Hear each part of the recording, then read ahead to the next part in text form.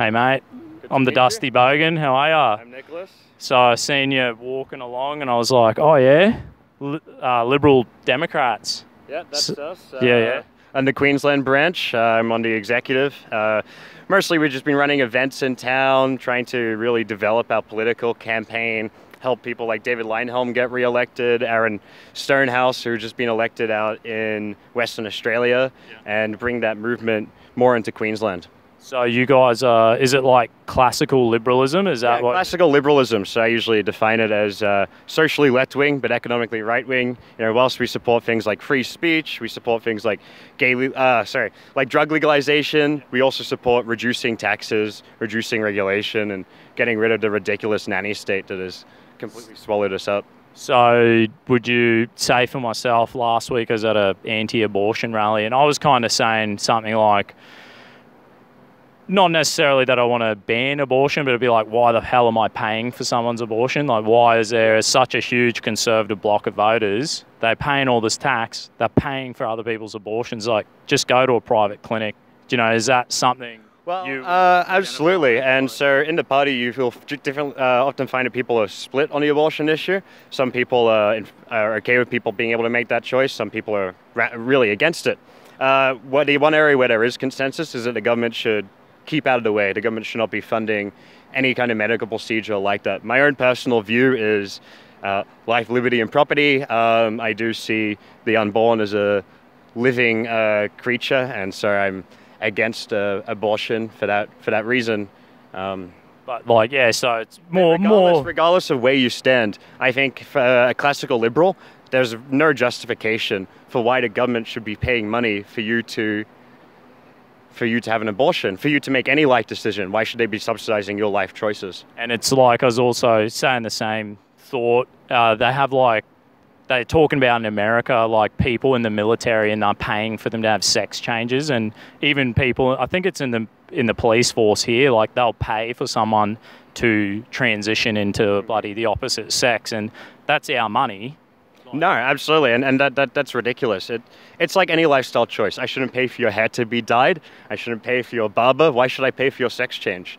Why should anyone have to be forced to pay for you to alter yourself?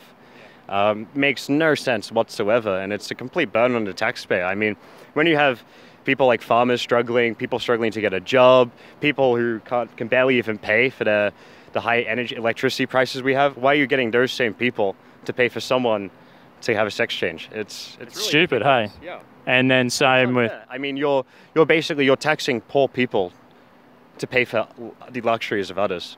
Yeah, it's crazy. And then you were saying about the legalization of drugs. Like, obviously people are getting thrown in jail and for selling a bit of weed or whatever. Like, I guess I'm all for the legalization of probably marijuana and steroids and maybe ecstasy or cocaine. Maybe not ice or heroin, but... Well, so what you find is actually the criminalization of drugs is a very recent thing in history. Things like methamphetamine wasn't made illegal until around the 1940s, 1950s in the United States. In fact, cocaine used to be sold for children's cuts during World War II in the United States, and it was quite effective. I think we should move away from the criminalization of drug use to trying to make sure people are using drugs responsibly. Because there are responsible ways that you can use drugs. And when you criminalize it, it prevents people from learning how to do that. It's like I speak to a lot of people who have done acid, for example, and they go, I've had a bad trip. And I said, how did that happen? They said, I went out clubbing with a bunch of strangers and I had a bad trip. And I said, well, of course, you're in an unsafe environment where you're taking drugs. No wonder why you're going to be paranoid.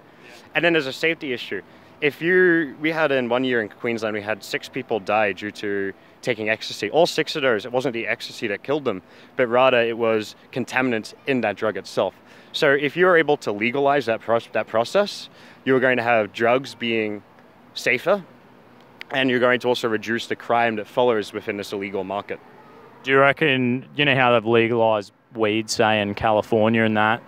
I'm not sure, but do they go to a doctor, get a prescription, and then they're able to buy it? So I actually just lived in the US for 2 years recently, and over there, I'm not a big fan of pot personally. It just doesn't fit me. I've done it a bunch of times, but for me, it just doesn't work.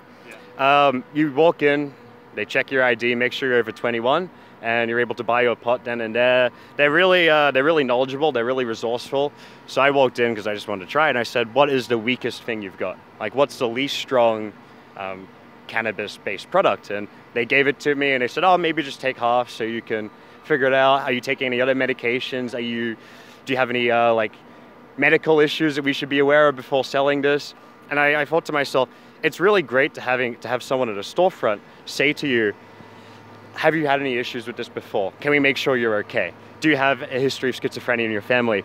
Compared to me going to some kid on the corner of the street, giving me a drug that I don't know the quality of, and not having any concern about my medical history at all. And like I think I know when I was young, we were buying weed, and then next thing we're 18, and the drug dealer, he was like, "Oh, you boys should try ecstasy." Then someone tries it was fun.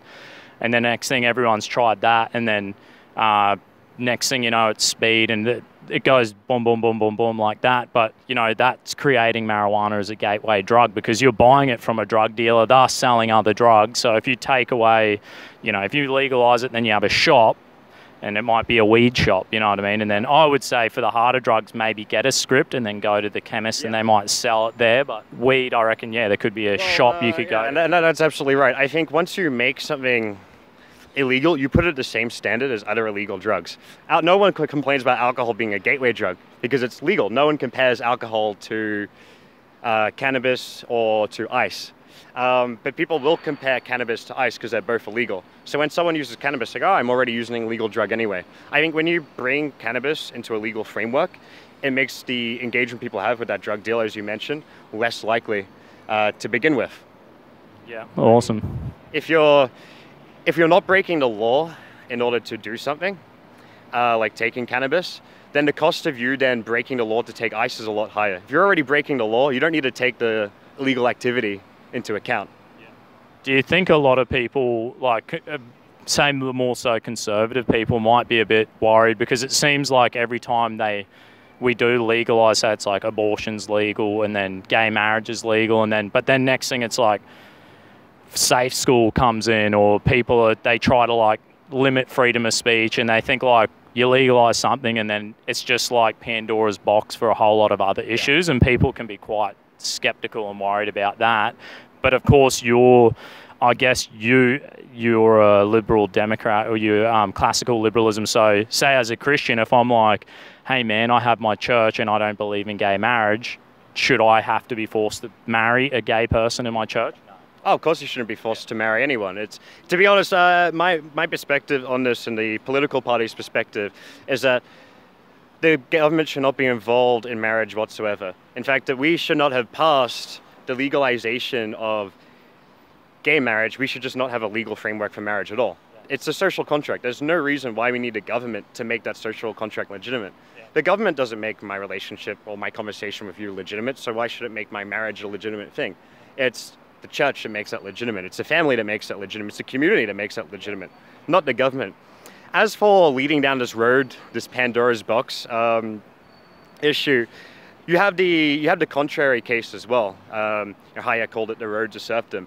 When you start making things like what you have with PC going on, the PC culture right now, when you start making things like using incorrect gender pronouns illegal, you're going to start expanding restrictions on freedom of speech even more. So as you increase the size of government in one field, you're going to actually go down the road of increasing it exponentially. So the opposite also happens as well. Yeah. I totally agree. It's like instead of freedom, you're getting more control. Sort of, that's what you're saying, right? Yeah, absolutely, absolutely. And you see this a lot with the helmet laws that we have on bicycles is a good example of this. Whenever I bring up how ridiculous it is that we made it mandatory to wear a bike helmet for a push bike, people say, "Oh, well, if I have to pay for you breaking your skull on the pavement through the Medicare system, then I think I am able to enforce people to wear a bike helmet."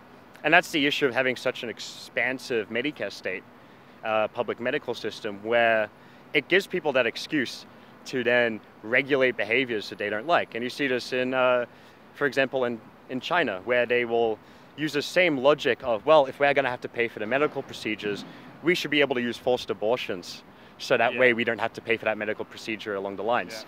As you expand the welfare state, you expand the argument for government infringement of other freedoms. Yeah, awesome. So I reckon I'd agree with most of what you have to say, you know what I mean? So where can we find you? Where do you guys... So we actually have a Facebook page. If you type in Liberal Democrats Queensland, you can find us on there. You're also welcome to go onto our website, ldp.org.au.